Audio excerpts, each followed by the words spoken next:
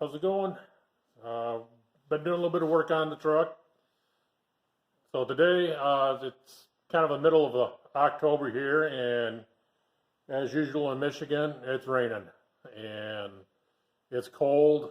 So I don't have a whole lot of heat in the garage, and as you can see, the ceiling is all open, no insulation.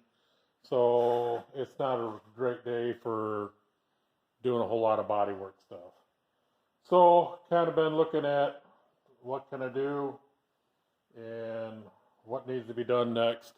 So got up this morning and headed down to the local scrap yard, junkyard, whatever you want to call it, and decided I needed to get some motor mounts.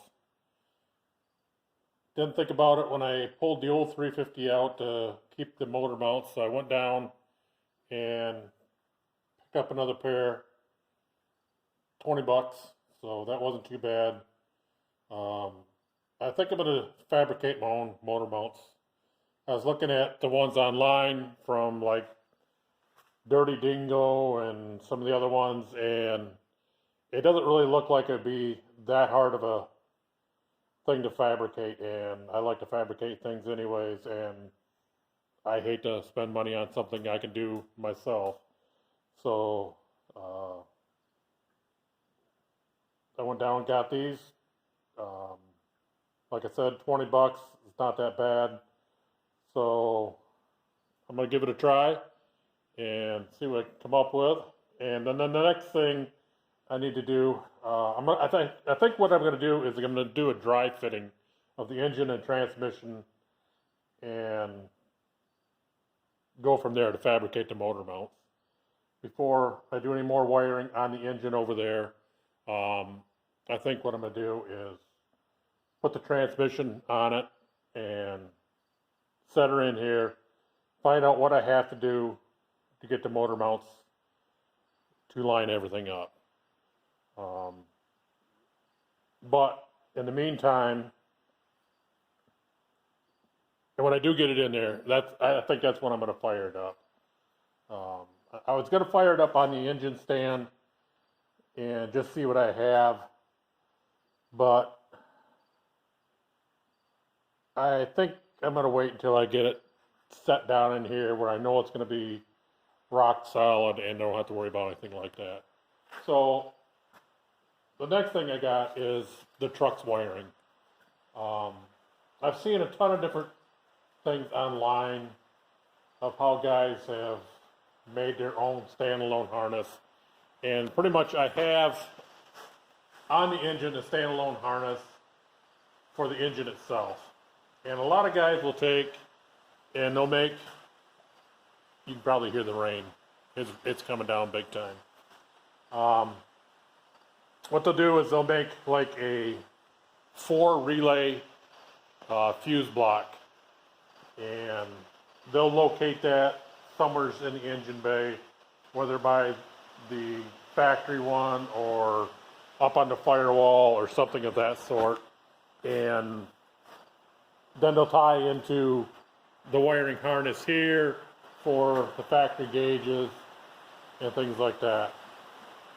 So what I'm thinking about doing is take it one step further and tie right into the factory fuse block itself so that everything is connected as it would be from the factory, so that I don't have 3 fuse blocks, because these trucks from the factory have already 2 fuse blocks. There's this one that's under the hood from the factory, and then when you open the driver's side door, there's one underneath the dash panel or alongside the dash panel.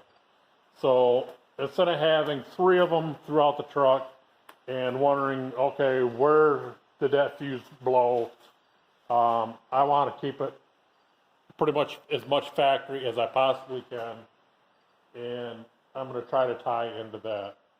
So what I've done so far is kind of separated out what is the 4-wheel drive wiring down here. And then I just got back from the library. I don't have high-speed internet out here in the middle of the woods. I live a long ways out in the woods, and I don't have the luxury of high-speed internet and all that kind of stuff. So I went to the local library and did a little Google search, and AutoZone has all the wiring schematics for this truck, except for the four-wheel drive system. I have not found anybody that has the schematic for this wiring as far as the four-wheel drive. But other than that, I've got the schematics for everything else. So I should be able to figure out where the pigtail that I already have for the standalone harness on the engine here. As I showed before, I have these extra wires coming off from the computer harness. So like the cruise control, I should be able to tie that into the factory harness. My oil pressure, my temperature gauges, even the fuel pump connections, that is fed from the ECU on this. And I should be able to take that schematic and tie that into the factory fuse block here and factory fuel pump relay, so that it should look factory underneath the hood, like that engine came from GM this year. And then the next thing is going to be fuel delivery, which I don't think is going to be too bad, because I have the fuel lines coming from the old TBI system, and I just have to take and connect it, which is already set up for fuel injection, of course, and connecting it to the fuel injection system on that. It's a two-line system. This is a two-line system. I'm going to pull the pump, I think, out of the tank, put a fuel pump from a 96 up to a 98 for the Vortec that had the Vortec fuel injection system, which is a higher PSI system than what the throttle body was. So, which should be fine for this.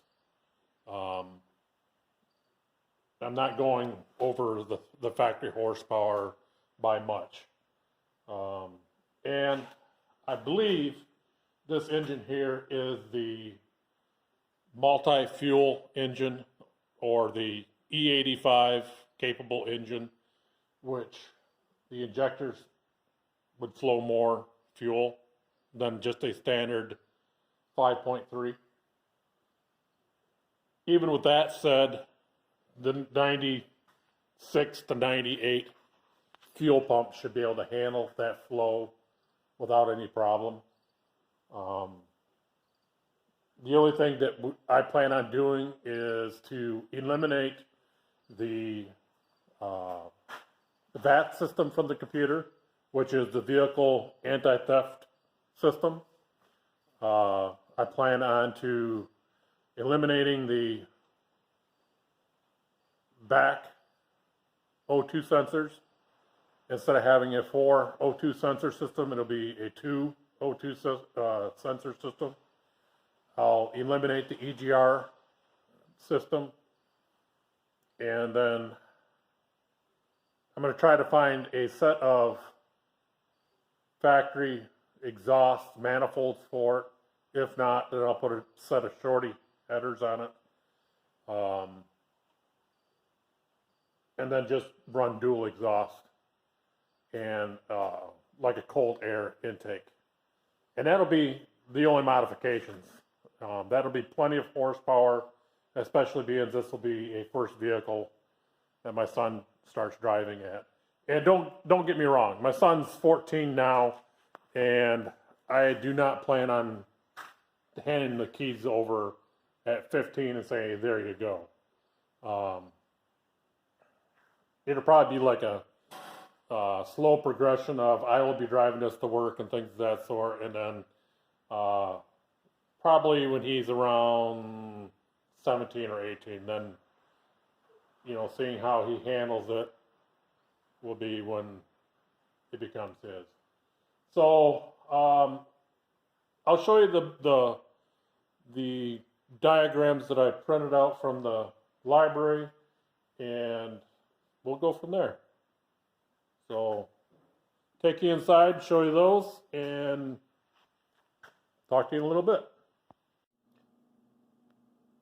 So here's some of the printouts that I did, and I was talking about earlier that I got from the library. And I think I showed these prints once before, I'm not sure.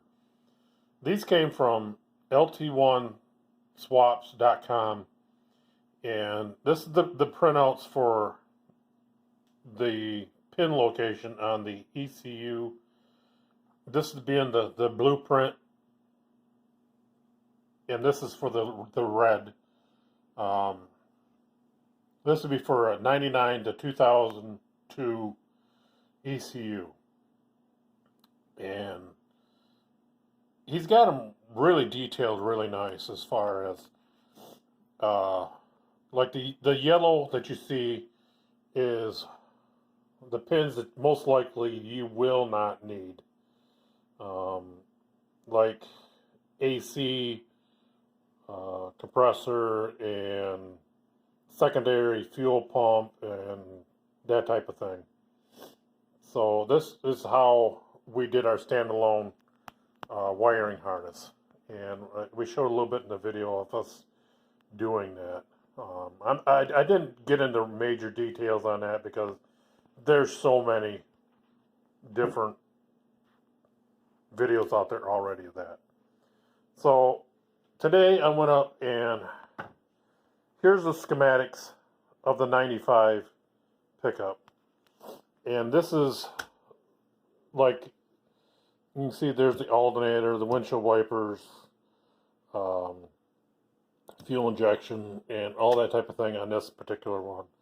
This one moves on to like the dome lights, the headlights, that type of thing. And this is for like the fuel pump, the starter solenoid, basically everything for the front clip.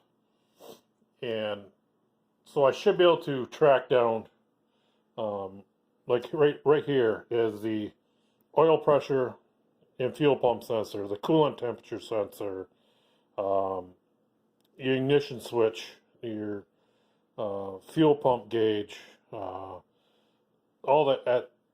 So I should be able to tie into anything I need to get. And then I ran across these today, and I don't even remember what website they were on, but it was just different ideas of the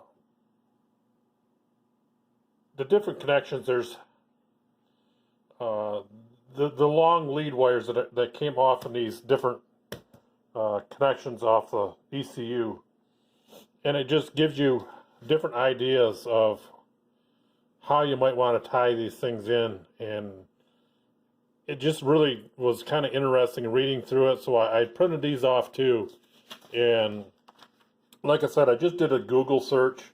So this one's ls1tech, I think, .com, if I remember right. So just get on the online and see what you can find if you're doing one of these conversions, because anymore there is just a ton of information out there, and find what's going to work for you, because some of these guys they just get it in there, get it running, and it doesn't look too clean.